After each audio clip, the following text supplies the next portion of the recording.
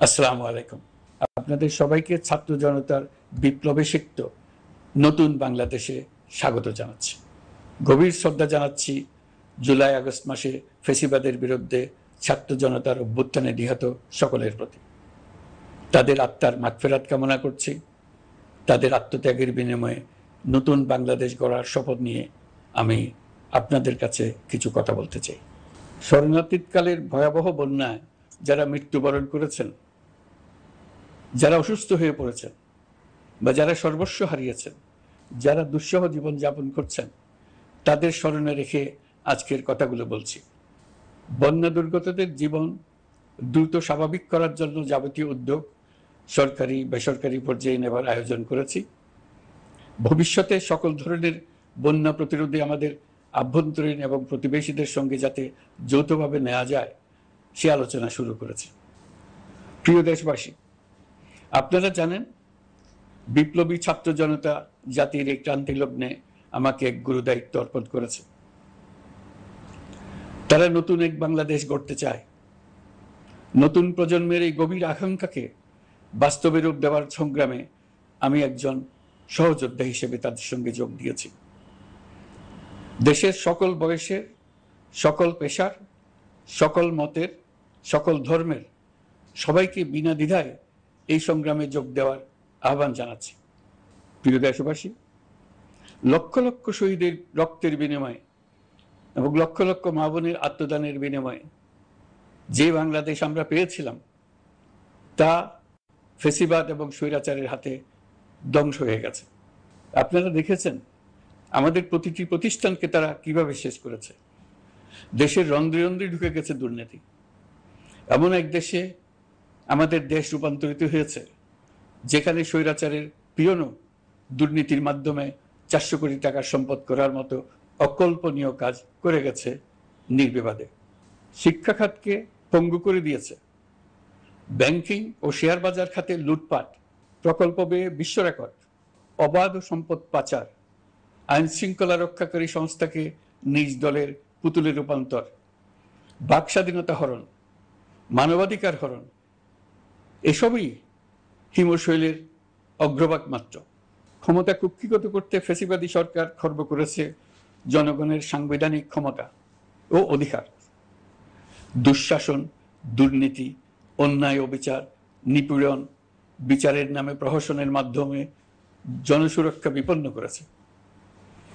জনগণকে নির্যাতন, বঞ্চনা ও বৈষম্যের মুখোমুখি দাঁড় করিয়ে দিয়েছে। নতুন প্রজন্মের মানুষ সহ কোটি কোটি মানুষের ভোটাধিকারকে বছরের পর বছর হরণ করেছে।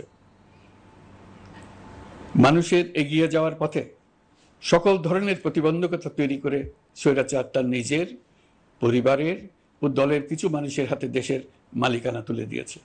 প্রিয় দেশবাসী, কিন্তু এই দ্বার প্রান্তে দাঁড়িয়েই আমাদের গড়তে হবে স্বপ্নের বাংলাদেশ। বৈষম্যহীন, শোষণহীন, কল্যাণময় এবং মুক্ত বাতাসের রাষ্ট্রের যে স্বপ্ন নিয়ে ছাত্র জনতা আন্দোলনে ঝাঁপিয়ে পড়েছিল, আমি তাদের সেই স্বপ্ন পূরণে অঙ্গীকারবদ্ধ। আপনাদের সবাইকে এই শুভলগ্নে তাদের স্বপ্ন পূরণে সমস্ত শক্তি নিয়ে এগিয়ে আসার আহ্বান জানাচ্ছি। তাদের স্বপ্ন আমাদের স্বপ্ন। জাতীয় জীবনে তরুণরা একটা মহা সুযোগ সৃষ্টি করে দিয়েছে। আমরা সবাইকে সুযোগ ব্যবহার করার কাজে এগিয়ে আসতে আহ্বান জানাচ্ছি। গণরোষের মুখে ফ্যাসিবাদী সরকার প্রধান দেশ ত্যাগ করার পর আমরা এমন একটি দেশ গড়তে চাই যেখানে প্রতিটি নাগরিকের মানবাধিকার থাকবে পুরোপুরি সুরক্ষিত। আমাদের লক্ষ্য একটাই, উদার, গণতান্ত্রিক, বৈষম্যহীন, অসাম্প্রদায়িক বাংলাদেশ। আমরা এক পরিবার, আমাদের এক লক্ষ্য। কোনো ভেদাভেদ যেন আমাদের স্বপ্নকে ব্যাহত করতে না পারে, সেজন্য আমরা প্রতিজ্ঞাবদ্ধ। বর্তমান সরকারের দায়িত্ব গ্রহণের মাত্র 2 সপ্তাহ শেষ হল। কর্মযাত্রার প্রথম পর্যায়ে রাষ্ট্র সংস্কারের কাজে আপনাদের কাছ থেকে যে সমর্থন পাচ্ছি সেজন্য আন্তরিক ধন্যবাদ। আমরা অনুধাবন করছি যে আমাদের কাছে আপনাদের প্রত্যাশা অনেক। এই প্রত্যাশা পূরণে আমরা বদ্ধপরিকর। যদিও দীর্ঘদিনের গণতন্ত্রহীনতা, 15 বছরের ফ্যাসিবাদী শাসন ব্যবস্থা প্রায় প্রতিটি ক্ষেত্রেই আমাদের জন্য পর্বতসম চ্যালেঞ্জ রেখে গিয়েছে, কিন্তু এই চ্যালেঞ্জ গ্রহণে আমরা প্রস্তুত। আজ আমি সরকারের পক্ষ থেকে আপনাদের দোয়া ও সহযোগিতা কামনা করতে আপনাদের সামনে এসেছি। শুধু আমি বলবো, আপনাদের একটু ধৈর্য ধরতে হবে। এখনই সব দাবি পূরণ করার জন্য জোর করা, প্রতিষ্ঠানে ঢুকে ব্যক্তিবিশেষকে হুমকির মধ্যে ফেলা, মামলা গ্রহণের জন্য চাপ সৃষ্টি করা, বিচারের জন্য গ্রেফতারকৃত ব্যক্তিকে আদালতে হামলা করে আগেই এক ধরনের বিচার করে ফেলার যে প্রবণতা, তা থেকে বের হতে হবে। ছাত্র জনতার বিপ্লবের গৌরব ও সম্ভাবনা এসব কাজে ম্লান হয়ে যাবে। নতুন বাংলাদেশ গড়ার প্রচেষ্টাও এতে ব্যাহত হবে। রাতারাতি এই পরিস্থিতি থেকে উত্তরণ কঠিন। নড়বড়ে এক কাঠামো, আমি বরং বলবো জনস্বার্থের বিপরীতমুখী এক কাঠামোর উপর দাঁড়িয়ে আমাদেরকে দেশ পুনর্গঠনের কাজে হাত দিতে হয়েছে। আমরা এখান থেকেই বাংলাদেশকে এমনভাবে করতে চাই যেন এদেশে জনগণই সত্যিকার অর্থে সকল ক্ষমতার উৎস হয়, বিশ্ব দরবারে একটি মানবিক ও কল্যাণকর রাষ্ট্র হিসেবে সমাদৃত হয়। তরুণ প্রজন্ম, শিক্ষার্থী ও জনতার আত্মত্যাগের প্রতি সম্মান জানাতে রাষ্ট্র সংস্কারের কাজে সফল আমাদের হতেই হবে, এর আর কোনো বিকল্প নেই। প্রিয় দেশবাসী, আপনারা ইতোমধ্যে জেনেছেন জুলাই আগস্ট মাসে গণ অভ্যুত্থানে বল প্রয়োগ ও হতাহতের যে দুঃসহ ঘটনা ঘটানো হয়েছে তার স্বচ্ছ তদন্ত করতে জাতিসংঘের মানবাধিকার কমিশনের প্রধানকে বাংলাদেশে এসে তাদের তদন্ত শুরু করতে আমরা আমন্ত্রণ জানিয়েছি। তদন্তের এই প্রক্রিয়া এই সপ্তাহে শুরু হবে। তাদের প্রথম দল ইতিমধ্যে এসে গেছে। আমরা ইতিমধ্যে ছাত্র জনতার বিপ্লবকে নস্যাৎ করতে যে শত শত মিথ্যা ও হয়রানিমূলক মামলা দায়ের করা হয়েছিল তার অধিকাংশ প্রত্যাহার করেছি এবং আটক ছাত্র জনতার মুক্তি লাভের ব্যবস্থা করেছে। পর্যায়ক্রমে মিথ্যা ও গায়েবী সকল মামলার ক্ষেত্রে অনুরূপ ব্যবস্থা গ্রহণ করে মানুষকে দুঃসহ ভোগান্তি থেকে মুক্ত করা হবে। ন্যায় বিচার নিশ্চিত করতে গণ অভ্যুত্থানের সকল শহীদ পরিবারকে পুনর্বাসন করবে। সকল আহত শিক্ষার্থী ও জনতার চিকিৎসার সম্পূর্ণ ব্যয় সরকার বহন করবে। সেই লক্ষ্যে স্বাস্থ্য মন্ত্রণালয়ের নেতৃত্বে উপদেষ্টা পরিষদে বৈষম্য বিরোধী ছাত্র আন্দোলনের প্রতিনিধিত্বকারী 2 জন উপদেষ্টার সহায়তায় একটা পূর্ণাঙ্গ তালিকা প্রস্তুত করা হচ্ছে। এই কার্যক্রমের জন্য এবং গণ অভ্যুত্থানের শহীদদের স্মৃতি ধরে রাখতে সরকার অতি দ্রুত জুলাই গণহত্যা স্মৃতি ফাউন্ডেশন নামে একটি ফাউন্ডেশন প্রতিষ্ঠা করার প্রক্রিয়া শেষ পর্যায়ে এনেছে।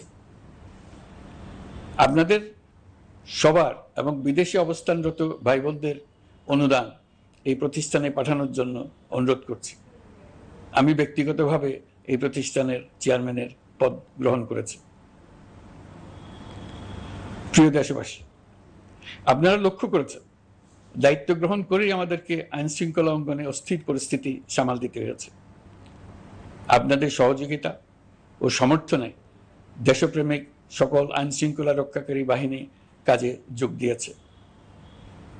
ফ্যাসিবাদী সরকার প্রশাসনের চরম দলীয়করণ করার ফলে বিপুল সংখ্যক কর্মকর্তা কর্মচারী দীর্ঘদিন বৈষম্যের শিকার হয়েছেন।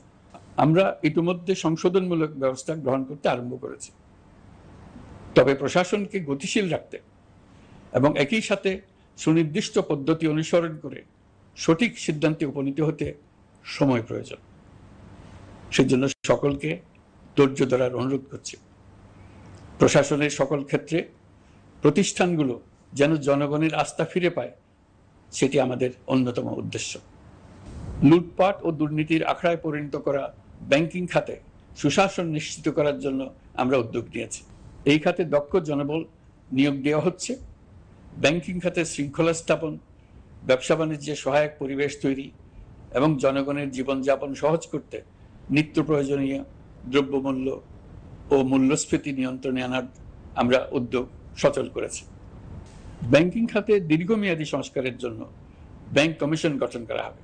আর্থিক খাতে সার্বিক পরিস্থিতি ও সংস্কার বিষয়ে একটি রূপকল্প তৈরি করা হবে, যা দ্রুত জনসমক্ষে প্রকাশ করা হবে। শেয়ার বাজার, পরিবহন খাত সহ যেসব ক্ষেত্রে চরম বিশৃঙ্খলা বিরাজ করছে তা নিরসনের দ্রুত পদক্ষেপ নেওয়া হচ্ছে। বিচার বিভাগকে দুর্নীতি ও দলীয় প্রভাব মুক্ত করতে কার্যক্রম শুরু হয়েছে। একটি সুনির্দিষ্ট প্রক্রিয়ার মধ্য দিয়ে বিচার বিভাগের স্বাধীনতা ও জবাবদিহিতা নিশ্চিত করার উদ্যোগ নেওয়া হয়েছে। ফ্যাসিবাদী সরকারের বিচার বহির্ভূত হত্যাকাণ্ড, গুম, খুন, অপহরণ এবং আয়নাঘরের মতো চরম ঘৃণ্য সকল অপকর্মের ন্যায় বিচার নিশ্চিত করা হবে। এসব অপকর্মের সঙ্গে জড়িত সকলের বিচার নিশ্চিত করা হবে। তালিকা প্রস্তুত করে মিথ্যা মামলা প্রত্যাহার করা হবে। দুর্নীতি ও সম্পদ পাচারের বিচার করা হবে। আইন শৃঙ্খলার ক্ষেত্রে জনমুখী ও দলীয় প্রভাবমুক্ত জবাবদিহিমূলক কাঠামো সৃষ্টির লক্ষ্যে পুলিশ কমিশন গঠন করা হবে। জাতিসংঘের তদন্ত প্রতিবেদন, দায়িত্বপ্রাপ্ত সকল সংস্থা ও জনগণের সাথে মত বিনিময়ের মাধ্যমে কমিশনের নেতৃত্বে প্রয়োজনীয় সংস্কার করা হবে। বাংলাদেশকে আর কোনোদিন কেউ যেন কোনো পুলিশি রাষ্ট্রে পরিণত করতে না পারে তার ব্যবস্থা করা হবে। তথ্যের অবাধ প্রবাহ ও গণমাধ্যমের স্বাধীনতা নিশ্চিত করা হবে। ফ্যাসিবাদী সরকার গণমাধ্যমের উপরও দলীয়করণ ও নির্যাতনের বোঝা চাপিয়েছিল। জনগণের তথ্যের অধিকার নিশ্চিত করতে আমরা প্রতিশ্রুতিবদ্ধ। তথ্যের প্রবাহে বিদ্যমান আইনি ও অন্যান্য বাধা অপসারণ করা হবে। মত প্রকাশের স্বাধীনতা বাধাগ্রস্ত করে এমন সব আইনের নিপীড়নমূলক ধারা সংশোধন করা হবে। ইতিমধ্যে এই ধরনের আইনগুলো চিহ্নিত করে এই প্রক্রিয়া শুরু করা হয়েছে। বিদেশি সংবাদকর্মীদের এদেশে আসার পর যে অলিখিত নিষেধাজ্ঞা ছিল, ইতিমধ্যে আমরা তা তুলে নিয়েছি। বিদেশি সাংবাদিকদের দ্রুত ভিসা দিতে সংশ্লিষ্ট কর্মকর্তাদের নির্দেশ দেওয়া হয়েছে। আমরা আশা করি পরিবর্তিত পরিস্থিতিতে গণমাধ্যম কর্মীরা নিরপেক্ষ সাংবাদিকতা চালিয়ে যাবেন। শিক্ষাক্ষেত্রে চরম নৈরাজ্য প্রতিষ্ঠিত করে গেছে বিগত সরকার। আমরা তার পূর্ণাঙ্গ সংস্কারের উদ্যোগ নেব। এটা আমাদের অন্যতম অগ্রাধিকার। আপনারা জানেন, দায়িত্ব গ্রহণের পর দ্রুততম সময়ের মধ্যে সকল শিক্ষা প্রতিষ্ঠান খুলে দেওয়া হয়েছে। শিক্ষার্থীদের জন্য সৃজনশীল, নিরাপদ ও ভীতিমুক্ত পরিবেশ নিশ্চিত করা আমাদের অঙ্গীকার। একই সাথে পাঠ্যক্রমকে যুগোপযোগী করার কাজও দ্রুত শুরু করা হবে। গণতন্ত্রকে সুসংহত করতে স্থানীয় সরকার প্রতিষ্ঠানগুলোকে শক্তিশালী করা হবে এবং ক্ষমতার বিকেন্দ্রীকরণ নিশ্চিত করা হবে।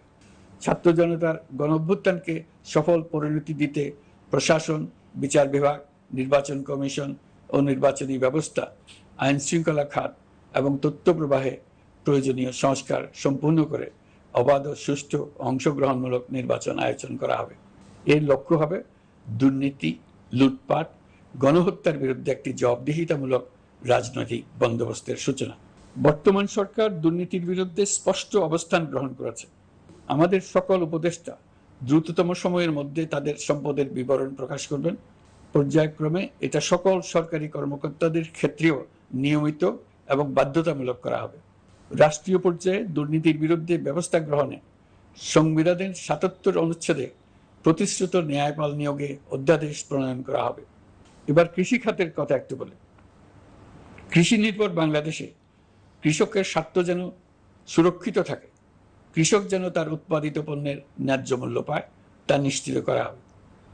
প্রবাসী শ্রমিকরা যেভাবে বৈষম্য বিরোধী ছাত্র জনতার আন্দোলনকে সমর্থন দিয়েছে, মুক্তিকামী জনগণ তা কৃতজ্ঞ চিত্তে স্মরণ করে। তাদের প্রতি সকল পর্যায়ে সম্মানজনক আচরণ নিশ্চিত করা হবে। বাংলাদেশের স্বাস্থ্য খাত অন্যতম দুর্নীতিগ্রস্ত খাত। জনগণের জন্য পর্যাপ্ত স্বাস্থ্যসেবা নিশ্চিত করার লক্ষ্যে স্বাস্থ্য খাতে প্রয়োজনীয় সংস্কার করা হবে। এই খাতে সংশ্লিষ্ট সকলকে জবাবদিহিতার আওতায় আনা হবে। হাসপাতালগুলোকে আধুনিকায়নের উদ্যোগ নেওয়া হবে এবং সেখানে সরকারি ডাক্তার সহ বিশেষজ্ঞদের নিয়মিত উপস্থিতি নিশ্চিত করা হবে। স্বাস্থ্যসেবা যাতে নির্দিষ্ট কিছু অঞ্চলে কেন্দ্রীভূত না থাকে, দেশের সব অঞ্চলের মানুষ সমান স্বাস্থ্যসেবা পায়, সে লক্ষ্যে প্রয়োজনীয় উদ্যোগ নিতে আমরা বদ্ধপরিকর। বর্তমান প্রজন্ম অনেক বেশি সচেতন। বিশ্বের বিভিন্ন প্রান্তে ঘটে যাওয়া পরিবর্তন বিষয়ে তারা ওয়াকিবহাল শুধু নয়, তারা নেতৃত্ব দিচ্ছে। তারা যে উন্নয়নের স্বপ্ন দেখে তা টেকসই এবং পরিবেশ বান্ধব, প্রকৃতি ধ্বংসকারী উন্নয়ন নয়। শুধু জিডিপি একটি দেশের উন্নয়নের মাপকাঠি হতে পারে না। নদী, নালা, খাল দূষিত করে যে উন্নয়ন হয় তা দীর্ঘমেয়াদী নয়। জীবাশ্ম জ্বালানির বিরুদ্ধে পরিবেশবাদীদের সাথে আমাদের সরকারের অবস্থান সামঞ্জস্যপূর্ণ। জলবায়ু পরিবর্তন রোধ করতে এবং আগামী প্রজন্মের জন্য সুস্থ একটা পৃথিবী রেখে যেতে কার্বন নিঃসরণ শূন্যের কোটায় নামিয়ে আনার বিকল্প নেই। আমাদের সরকার পরিবেশ ও জলবায়ু রক্ষায় সর্বোচ্চ গুরুত্ব দেবে। এই কার্যক্রমে তরুণ সম্প্রদায়কে সম্পৃক্ত করা হবে। ইতোমধ্যে বিভিন্ন রাষ্ট্র ও জাতিসংঘ বর্তমান সরকারের কর্মসূচির প্রতি সমর্থন ব্যক্ত করেছে। আমরা সকল রাষ্ট্রের সাথে বন্ধুত্বপূর্ণ সম্পর্ক বজায় রাখব। আমাদের পররাষ্ট্রনীতির ভিত্তি হবে পারস্পরিক আস্থা, বিশ্বাস ও সহযোগিতা। আমরা মানবাধিকার আইন সহ সকল আন্তর্জাতিক আইনের প্রতি শ্রদ্ধাশীল। আমাদের পক্ষ থেকে গুম বিষয়ক আন্তর্জাতিক চুক্তির পক্ষরাষ্ট্র হওয়া সহ বিভিন্ন পদক্ষেপ নেওয়া হয়েছে। ইতিমধ্যে পক্ষভুক্ত এমন সকল আঞ্চলিক ও দ্বিপাক্ষিক চুক্তি ও সমঝোতা বাস্তবায়ন করে যাব। আমাদের সরকার রোহিঙ্গা সমস্যার বাস্তবসম্মত সমাধানের লক্ষ্যে আন্তর্জাতিক সম্প্রদায়ের সাথে কাজ করে যাবে। আমরা জাতীয় ঐক্যে বিশ্বাসী। প্রয়োজনীয় সংস্কারের লক্ষ্যে রাজনৈতিক ঐক্যের মধ্য দিয়ে নিশ্চিত করা হবে নারী, শিশু, প্রতিবন্ধী, ধর্মীয় সংখ্যালঘু, আদিবাসী সকলেই এদেশের নাগরিক এবং সমান আইনের সুরক্ষার অধিকারী। তাদের সকলের মানবিক অধিকার সহ অন্যান্য সকল অধিকার নিশ্চিত করার উদ্যোগ নেওয়া হবে। এই জন্য আমি উপদেষ্টা পদমর্যাদা সম্পন্ন একজন বিশেষ সহকারী নিয়োগ দিয়েছি, যার দায়িত্ব হবে জাতীয় সংহতি উন্নয়ন। বন্যা কবলিত এলাকার সকল মানুষের দুর্ভোগ লাঘবে সরকার সঠিক সহায়তা দেওয়ার জন্য সরকারের যত কার্যক্রম আছে তাদের সচল করেছে। ইতিমধ্যে উপদেষ্টাবৃন্দ বিভিন্ন এলাকার দায়িত্ব নিয়ে এলাকায় গেছেন। আমার কার্যালয়ে একটা নিয়ন্ত্রণ কক্ষ স্থাপন করা হয়েছে। বন্যা পরবর্তী কার্যক্রম নেওয়া হয়েছে। ভবিষ্যতে বন্যা নিয়ন্ত্রণের জন্য করণীয় কি স্থির করার জন্য পদক্ষেপ নেওয়া হচ্ছে। দেশপ্রেমিক সেনাবাহিনী, পুলিশ, বিজিবি, র্যাবকে গুম নির্যাতনের কাজে লাগিয়ে তাদের কলঙ্কিত করা হয়েছে। তারা দেশের গৌরব। তাদেরও কিছু অতি উৎসাহী সদস্যের কারণে পুরো বাহিনীকে আমরা কলঙ্কিত দেখতে চাই না। আমরা অপরাধীদের চিহ্নিত করতে চাই এবং তাদের শাস্তি দিতে চাই, যেন ভবিষ্যতে কারো হুকুমে দেশপ্রেমিক কোনো বাহিনীর, পুলিশের, র্যাবের কোনো সদস্য হত্যাকাণ্ড, গুম ও অত্যাচারে জড়িত হওয়ার সাহস না করে। তাদের কাছে হুকুম যত বড় কর্তৃপক্ষের কাছ থেকে আসুক না কেন, তারা তা উপেক্ষা করবে। ভবিষ্যতে উপরওয়ালার হুকুমে এমন ঘৃণ্য কাজ করতে বাধ্য হয়েছে এমন ব্যাখ্যা কারো কাছে গৃহীত না হয় তার ব্যবস্থা করা হবে। আমি দেশরক্ষা বাহিনী, পুলিশ বাহিনী এবং অন্যান্য সহল বাহিনীকে নির্দেশ দিয়েছি তারা তাদের মধ্যে যারা হত্যাকাণ্ড, গুম, খুন বা শারীরিক মানসিক অত্যাচারে সরাসরি জড়িত তাদের চিহ্নিত করে বিচারের ব্যবস্থা করতে। যারা গুম হয়েছে, হত্যার শিকার হয়েছে তাদের তালিকা প্রস্তুত করতে। তাদের পরিবার সমূহকে সান্ত্বনা দেওয়ার ভাষা আমার নাই। তাদের জীবনে শান্তি ফিরিয়ে আনতে আমরা প্রচেষ্টা অব্যাহত রাখব। আমি সকল দেশরক্ষা বাহিনী ও আইনশৃঙ্খলা বাহিনীকে তাদের উপর জনগণের সম্পূর্ণ আস্থা ফিরিয়ে আনতে সকল পদক্ষেপ গ্রহণ করতে নির্দেশ দিয়েছি। গত 15 বছরের দুর্নীতি, অর্থ পাচার ও জনস্বার্থ বিরোধী চুক্তি স্বাক্ষর, প্রকল্পের নামে লুটপাট ইত্যাদি তথ্য নিয়ে একটি শ্বেতপত্র প্রণয়নের জন্য আমি ইতিমধ্যে একটি কমিটি গঠন করেছি। আমি বিভিন্ন দেশের রাষ্ট্রদূত এবং দাতা সংস্থার প্রতিনিধিদের সঙ্গে বৈঠক করেছি এবং করে যাচ্ছি। ছাত্র জনতার গণঅভ্যুত্থানের পর দেশ গঠনের জন্য সকল প্রকার আর্থিক অন্যান্য সহযোগিতার জন্য তাদেরকে অনুরোধ জানাচ্ছি। তারা এই ব্যাপারে আগ্রহ দেখাচ্ছে। তাদের কাছে আমাদের প্রস্তাব সমূহ প্রণয়ন করে দ্রুত পাঠানোর ব্যবস্থা নিয়েছে। তাদেরকে অনুরোধ জানিয়েছি তারা যেন পরিস্থিতির কারণে অতি দ্রুত অর্থ ছাড় করার ব্যবস্থা নেন। তাদেরকেও বলেছি যে অবস্থার মধ্য দিয়ে আমরা যাচ্ছি তা যেমন একটি দুর্যোগপূর্ণ সময়, তেমনি এটা জাতির জীবনে মস্ত বড় সুযোগ। এই সুযোগকে যেন আমরা পূর্ণভাবে কাজে লাগাতে পারি, সেই জন্য তাদের সহযোগিতা চেয়েছি। এই গণ অভ্যুত্থানে বিদেশে অবস্থানকারী বাংলাদেশিরা অত্যন্ত গুরুত্বপূর্ণ ভূমিকা পালন করেছেন। জাতি তাদের অবদান বিশেষভাবে স্মরণ করবে। নতুন বাংলাদেশ গড়ার কাজে আমরা তাদের অংশগ্রহণ চাইব। আমাদের একটি লক্ষ্য হবে বিদেশগামী এবং প্রত্যাবর্তনকারী প্রত্যেক প্রবাসী শ্রমিককে মর্যাদা ও সম্মানের সঙ্গে দেশে আসা এবং যাওয়া নিশ্চিত করা। সে ব্যাপারে শিগগিরই পদক্ষেপ নেওয়া হবে। বিদেশে অবস্থানরত সকলের কাছে আমার আবেদন, তারা যেন তাদের উপার্জিত অর্থ অফিসিয়াল চ্যানেলে দেশে পাঠান। দেশের অর্থনৈতিক সংকট উত্তরণে এই অর্থ বিশেষভাবে প্রয়োজন। কি কি ব্যবস্থা নিলে তাদের জন্য অফিসিয়াল চ্যানেলে অর্থ পাঠানো সহজ হবে সেটা সম্বন্ধে আমরা তাদের পরামর্শ নেব। সারা দেশ ঘুষের মহাসমুদ্রে নিমজ্জিত। কিভাবে ঘুষ থেকে আমরা মুক্ত হতে পারি তার জন্য আমাদের পরামর্শ দেন।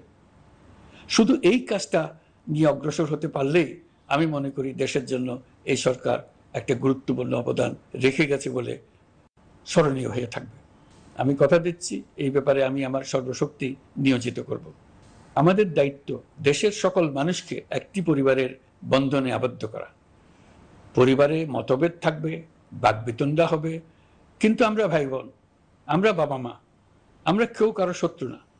কাউকে তার মতের জন্য শত্রু মনে করব না, কাউকে ধর্মের কারণে শত্রু মনে করব না, কাউকে লিঙ্গের কারণে শত্রু মনে করব না। আমরা সবাই সমান, কেউ কারো উপরে, কেউ কারো নিচে না। এই ধারণা আমরা জাতীয় জীবনের সর্বক্ষেত্রে প্রতিষ্ঠিত করতে চাই। একটা বিশেষ ব্যাপারে আমরা আপনাদের সহযোগিতা চাচ্ছি। আমাদের দায়িত্ব গ্রহণের পর থেকে প্রতিদিন সচিবালয়ে, আমার অফিসের আশেপাশে, শহরের বিভিন্ন স্থানে সমাবেশ করা হচ্ছে। গত 16 বছরের অনেক দুঃখ কষ্ট আপনাদের জমা আছে, সেটা আমরা বুঝি। আমাদের যদি কাজ করতে না দেন তাহলে এই দুঃখ ঘোচানোর সকল পথ বন্ধ হয়ে যাবে। আপনাদের কাছে একান্ত অনুরোধ, আমাদের কাজ করতে দেন। আপনাদের যা চাওয়া তা লিখিতভাবে আমাদেরকে দিয়ে যান। আমরা আপনাদের বিপক্ষ দল নয়। আইনসঙ্গতভাবে যা কিছু করার আছে আমরা অবশ্যই তা করব, কিন্তু আমাদেরকে ঘেরাও করে এই গুরুত্বপূর্ণ দিনগুলোতে আমাদের কাজে বাধা দেবেন না। সবাই মিলে তাদের বোঝান তারা যেন এই সময়ে তাদের অভিযোগের প্রতি দৃষ্টি আকর্ষণের জন্য আমাদের দৈনন্দিন গুরুত্বপূর্ণ কাজে বাধা না দেন। একটা বিষয়ে সবাই জানতে আগ্রহী, কখন আমাদের সরকার বিদায় নেবে? এটার জবাব আপনাদের হাতে। কখন আপনারা আমাদেরকে বিদায় দেবেন? নয়, নিজ নিজ পেশায় আমরা আনন্দ পাই। দেশের সংকটকালে ছাত্রদের আহ্বানে আমরা এই দায়িত্ব গ্রহণ করেছি। আমরা সমস্ত শক্তি দিয়ে এই দায়িত্ব পালন করব। আমাদের উপদেষ্টা মণ্ডলীও এই লক্ষ্যে উদ্বুদ্ধ হয়ে সবাই মিলে একটা টিম হিসেবে কাজ করে যাচ্ছি। কখন নির্বাচন হবে সেটা সম্পূর্ণ রাজনৈতিক সিদ্ধান্ত, আমাদের সিদ্ধান্ত নয়। দেশবাসীকে ঠিক করতে হবে আপনারা কখন আমাদেরকে ছেড়ে দেবেন। আমরা ছাত্রদের আহ্বানে এসেছি, তারা আমাদের প্রাথমিক নিয়োগকর্তা। দেশের আপামর জনসাধারণ আমাদের নিয়োগ সমর্থন করেছে। আমরা ক্রমাগতভাবে সবাইকে বিষয়টি স্মরণ করিয়ে যাব, যাতে হঠাৎ করে এই প্রশ্ন উত্থাপিত না হয় আমরা কখন যাব। তারা যখনই বলবে আমরা চলে যাব। আমরা সংস্কারের অংশ হিসেবে নির্বাচন কমিশনকেও সংস্কার করব। কমিশনকে যে কোনো সময় আদর্শ নির্বাচনের জন্য প্রস্তুত রাখব। আমরা বিভিন্ন সংস্কারের কাজ শুরু করেছি। দেশবাসীকে অনুরোধ করব একটা আলোচনা শুরু করতে। আমরা সর্বনিম্ন কি কি কাজ সম্পূর্ণ করে যাব, কি কি কাজ মোটামুটি করে গেলে হবে। এই আলোচনার মাধ্যমে আমরা একটা দিক নির্দেশনা পেতে পারি। তবে চূড়ান্ত সিদ্ধান্ত রাজনৈতিক সিদ্ধান্ত, সেটা রাজনৈতিক আলোচনা থেকেই আসবে। এই দিক নির্দেশনা না পেলে আমরা দাতা সরকার এবং আন্তর্জাতিক অর্থনৈতিক প্রতিষ্ঠানসমূহের সঙ্গে আলোচনায় দৃঢ়তার সঙ্গে অগ্রসর হতে পারছি না। আমি নিশ্চয়তা দিচ্ছি, আমরা আমাদের পক্ষ থেকে মেয়াদ বৃদ্ধির কোনো প্রশ্ন তুলব না। আমরা আপনাদের সকলের দোয়া চাই। যে কদিন আছি সেই সময়টুকু উপদেষ্টা মণ্ডলীর প্রত্যেকে নিজ নিজ সাধ্যমতো দেশের এই সংকটকালে সংকট উত্তরণে যেন নিজ নিজ মেধা সাধ্যমতো কাজে লাগাতে পারে। নতুন বাংলাদেশ গড়ার যে সুযোগ ছাত্র জনতার রক্তের বিনিময়ে আমরা অর্জন করলাম, আমরা আমাদের মতানৈক্যের কারণে সেটা যেন হাতছাড়া করে না ফেলে, এটা আমরা নিশ্চিত করতে চাই।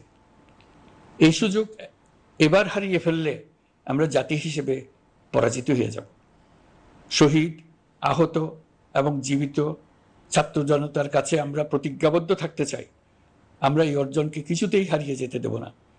যে সুযোগ তারা আমাদেরকে দিয়েছে তার মাধ্যমে আমাদের দেশকে পৃথিবীর একটি শ্রদ্ধেয়, সকল দিকে দৃষ্টান্ত স্থাপনকারী দেশে পরিণত করতে আমরা শপথ নিয়েছি। সবশেষে আবারও আমাদের দেশের সকল মানুষ, শিশু, কিশোর কিশোরী, তরুণ তরুণী, বয়স্ক, বৃদ্ধ, নারী, পুরুষ সবার কাছে দোয়া চাইছি যেন আমরা আমাদের সকলের স্বপ্ন বাস্তবায়নে সফল হই। আল্লাহ আমাদের সহায় হন।